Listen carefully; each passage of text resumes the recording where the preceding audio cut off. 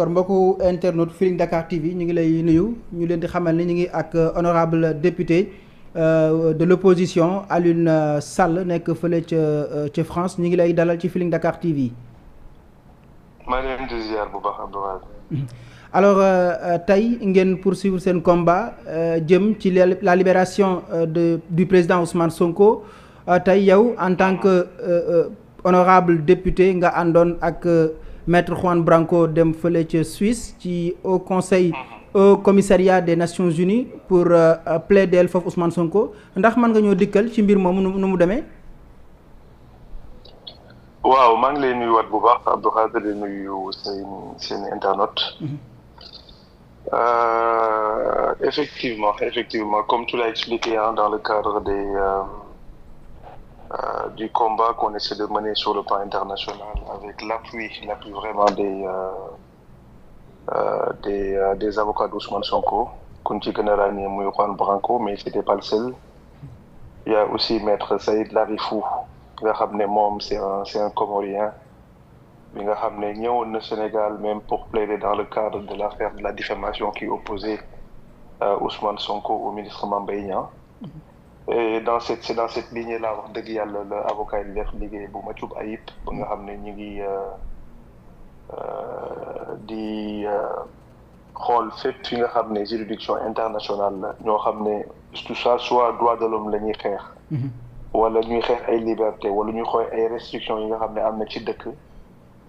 ñooñu Sénégal dafa signé ay conventions et conventions yi noonu ça permet au Sénégal de respecter un certain nombre de règles en termes de détention, en termes de prise en charge des prisonniers, en termes de droits de l'homme de manière générale. te gis nañ ci lu bari loo xam ne Sénégal aujourd'hui respecté wu ko ma am ci quelques exemples rek yu may jël mooy les conditions inhumaines de détention parce que rapporté nañu depuis bi affaire bi amee gis ne ay nit yoo xam ne dañu gaañu je pense que j'ai pas besoin de vous citer ñi déglu sax xam ne am na ci ñu bari ñoo xam ne ils ont subi des greffes et on leur a laissé en prison am na ñoo xam ne dañoo am ay damm-damm ñu te bàyyi leen ci prison am na ñoo xam ne dañoo am des blessures par balle te amaguñu soin bi nga xam ne moom moo war ci ñoom aussi ñu nekk prison d'accord loolu benn exemple rek la au-delà des restrictions des libertés yi nga xam ne am nañ ko tey muy ay journalistes yoo xam ne dañ leen tëj dans le cadre de leur fonction muy des choses yoo xam ne c'est inédit mësul am Sénégal muy des prisonniers par milliers qui sont emprisonnés de manière arbitraire loo xam ne aussi mësul am Sénégal ba déjà Sénégal bi dara xewlugul woon nañ doon jooy tout le temps naan la surpopulation carcérale et cetera bu ñu demee nag ba nga xam ne y a des milliers de personnes tëj nañ leen juste parce que dañu am benn opinion contraire à l'État là ñu ne nag c'est gravissime te nag état bi fi mu franchir ce qu'on appelle franchir le Rubicon mooy nga xam ne dépassé nañ bépp entendement mooy ki nga xam ne tey mooy le chef de l'opposition muy Ousmane Sonko bi nga xam ne mooy cristallisé daanaka aspiration de toute en tout cas d'une bonne partie de la population rawatina ndaw ñi ñu ne nag là état bi nag là ils ont dépassé la ligne rouge ñu gis aussi Ousmane Sonko dans sa manière de lutter contre l'injustice mu entamé ce qu'on appelle une grève de faim mu dem ba 20 jours te ñu xam ne c'est pas sa conséquence loolu nag la ñu demoon pour alerter tey pour wax nag ñi nga xam ne tey dañu yor ak yelleef bépp doomu aadama ñu ne nag il est temps ngeen jóg parce que bu fekkee ne réagiruñu de manière urgente l'irréparable risque de se produire te bu produire mën na indil Sénégal wala Sénégal dugg ci ay guuta yoo xam ne xam nañ fu muy commencer te xamuñu fu muy yem donc en résumé c'est dans ce cadre-là wax dëgg yàlla la accompagné woon avocat Ousmane Sonko yi pour ñu dem non seulement déposer les mémorandums de toutes les exactions commises par cet État-là depuis mars 2021 à commencer par li nga xam ne Sénégalais yëpp gis nañ ko muy 60 doomu Sénégalais nekk ay ndaw ñu rey leen d'accord 2 ans et demi d'après pratiquement 3 ans te gis ñu benn enquête boo xam ne tijji nañ ko même ñun ñi nga xam ne député lañ ñu bi ñu defee commission d'enquête pour ñu def leeral ci mbir moomu noonu le procureur s'est empressé de dire qu'il y a une information judiciaire te xam ngeen information judiciaire heure bu ñu ko tijjee rek dafay annuler toute démarche boo xam ne député yi def nañ ko en termes d'enquête wala en termes de commission donc ñu gis ne loolu lépp ay caaxaan la et que cet état-là encore une fois dundu doomu sénégalais yi ñoru leen parce que quand il s'agit de condamner li nga xam ne qu'on regrette tous li nga xam ne ñoom li ñuy woowee des actes terroristes et jàpp nañ ne sax loolu ça rentre toujours dans le cadre de la manipulation bi nga xam ne ñu ngi koy def ci Sénégalais yi en plus de cet régime de terreur ki nga xam ne moom la ñuy essayer def. mu nekk toujours dans ce cadre là mu nekk noonu ay exactions yoo xam ne wax dëgg yàlla su ma ko doon énumérer ça nous prendrait pratiquement toute la soirée. ma jël ci quelques exemples rek pour en tout cas pour résumer le pourquoi de l'alerte qu'on a voulu vraiment échanger avec les hauts cadres yi nga xam ne ñoo nekk tey fële ca Nations Unies. pour que en tout cas qu'on puisse activer les leviers yi nga xam ne am nañ ko de manière urgente. pour que Sénégal mën a génne situation bi nga xam ne ça présente des lendemains yoo xam ne lendemains yu sombre la. d'accord ndax am ngeen njortum rafet ne la ngeen wuti woon foofee ca ONU daañu saafaru. ci mbir Ousmane Sonko. waaw non au-delà de Ousmane Sonko xam nga on a besoin que ce Sénégal là puisse l'état de droit puisse être rétabli au Sénégal. xam nga man damay wax chaque jour ne le Sénégal aujourd'hui a cessé d'être un état de droit parce que bu ñu demee ba ñu instrumentaliser ay justice bi nga xam ne moo war a nekk le dernier rempart pour dëkk bi ñuy woowee état de droit mooy dëkk boo xam ne nit ku nekk da nga am àq am yelleef da nga am ay droit am ay devoir bu ñu demee ba gis ne droit yi ak devoir yi dañ ko bafoué kooku ku au-delà de Ousmane Sonko sax kenn mënu ci mucc. dañuy dem ba am benn état boo xam ne ce qu'on appelle des états autocrates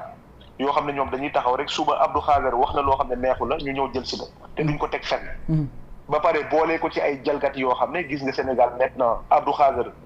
t'appelle à la résistance on te dit gars appel à l'insurrection des actes à compromettre la nature de l'État etc. des choses yoo xam ne tellement fallacieuses que jël la dóor le mandat de dépôt bari toog fàtte la fa. ba pare ñu gis traitement bi nga xam ne am na ci prisonniers yi mooy ay traitement yoo xam ne wax nañ ñu ne c'est des traitements yoo xam ne ay mala sax yelloowuñu loolu donc au-delà de ça au-delà de la personne de Ousmane Sonko tey c'est vrai que l'urgence c'est que Ousmane Sonko puisse retrouver ses droits Ousmane Sonko puisse retrouver sa liberté parce que Sénégalais yëpp le monde entier xam nañ ne la façon dont il a été séquestré la façon dont il a été emprisonné ça a été fait de manière arbitraire c'est Macky Sall qui avec la complicité de sa justice en tout cas encore une fois je ne généralise pas mais am na ci ñoo xam nañ ne ils répondent à une commande politique ils répondent à une commande qui vient directement du palais pour nuire ki nga xam ne jàpp nañ ne kooku bu demee élection tey am na beaucoup de chance de gagner kooku nag bu nekkee ci dëkk bu ñu demee ba nax saa yi ñu mel noonu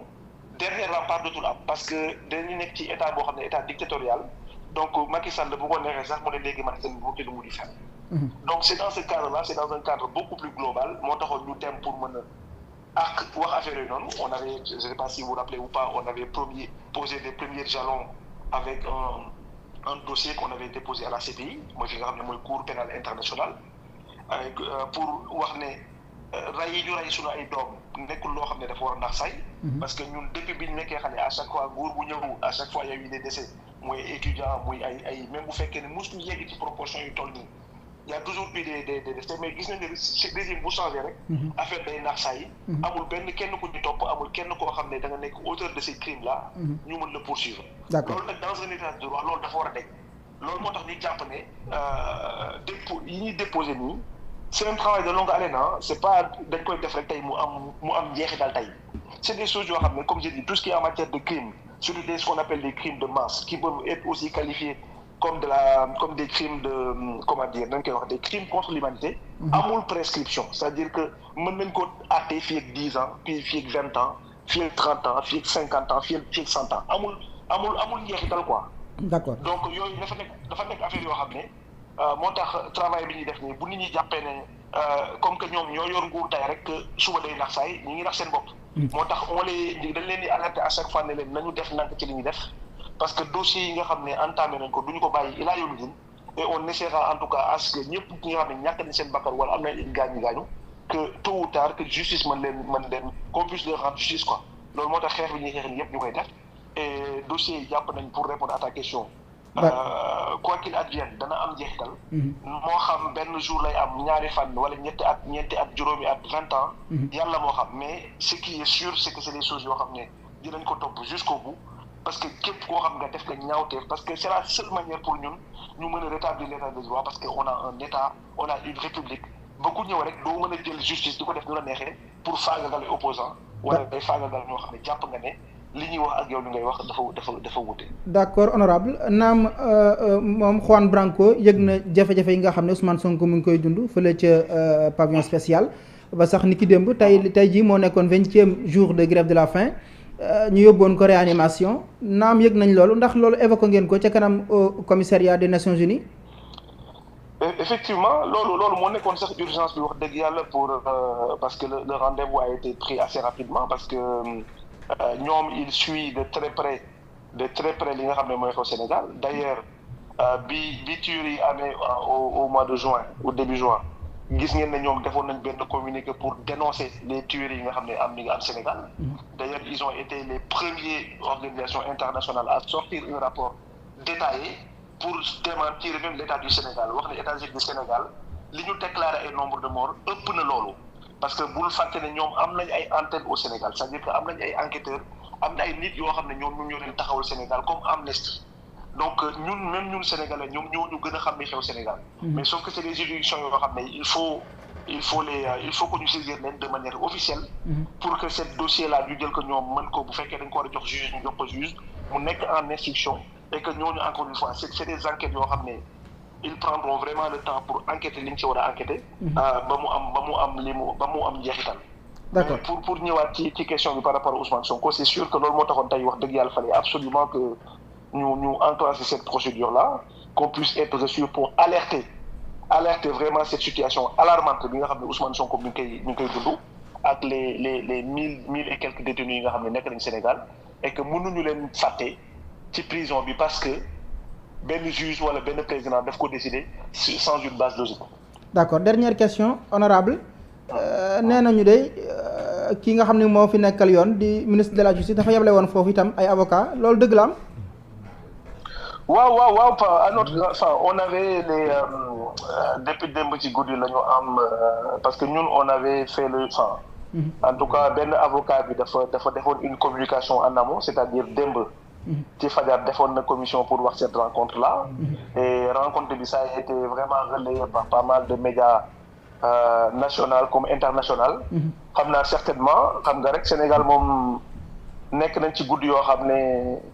que tu le veuilles ou pas l'état il est pas serein parce que boo gisee actes yi ñuy posé yëpp di jàpp ay nit par milliers defuñu dara kooku état bu serein du ko def moo tax jàpp nañ ne fépp foo xam ne Pastef ñu ngi koy yóbbu ay ndawam wala lépp lu la Ousmane Sonko mu ngi fay dem rek il juge nécessaire que dem fa pour jàpp ne peut-être que ñun li ñuy wax wala li ñuy wax nekkul dëgg mais encore une fois les faits sont têtus ñun lépp loo xam ne ñu ngi koy yóbbu di ko wax foofu noonu c'est basé sur ay éléments yoo xam ne yu factuels nekkul loo xam ne dañu koy jàpp ne di wax nii wala kooku c'est des éléments yoo xam ne à chaque fois yu factuels la quoi et là ça nous a permis vraiment de mettre sur la table des mémorandums yoo xam ne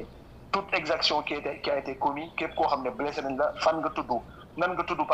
nga sant fan nga dëkk âge et cetera pour démontrer par A plus B lépp lu ñuy waxuñu ko ni rek di sànni mais dañ koy teg ci ay firnde yoo xam ne yu leer la. Donc ce rapport là ça a été posé sur la table du commissaire et je pense que am nañu tous ces éléments là pour pouvoir apprécier. Après nag ñun on leur a même demandé que ñu xool mémorandum bi nga xam ne ministre de l'intérieur bindoon na ko bi nga xam ne rey nañu 29 ci ay doomu sénégalais. moo ko Aïssata Tall Sall et pour comparer vraiment parce que entre lépp loo xam ne dañ ko def documenté avec des preuves palpables ak lépp loo xam ne dañ ko def nii rek pour ne waaw parce que rey nañ ay nit parce que Ousmane Sonko moo woote et cetera. loolu je pense que y a pas photo et que c'est des gens assez intelligents yoo xam ne yàgg nañu am ce genre d'enquête yàgg nañu am ce genre de dossier pour pouvoir comparer le vrai et le faux et le jour viendra inchallah dinañu édifier ci lépp loo xam ne am na ci loolu et puis ñun amuñu ci benn xel ñaar quoi. Merci beaucoup honorable ñu ngi lay jaajëfal. Merci à vous et puis à bientôt inchallah. D'accord merci. d'accord mbégte ak kontaante la ñu amoon kooku nga xamante ni moo di suñu confrère boobu di Abdoul Khadr ci leeral yi nga xamante ni daal dina koy am jokkoo ak kii di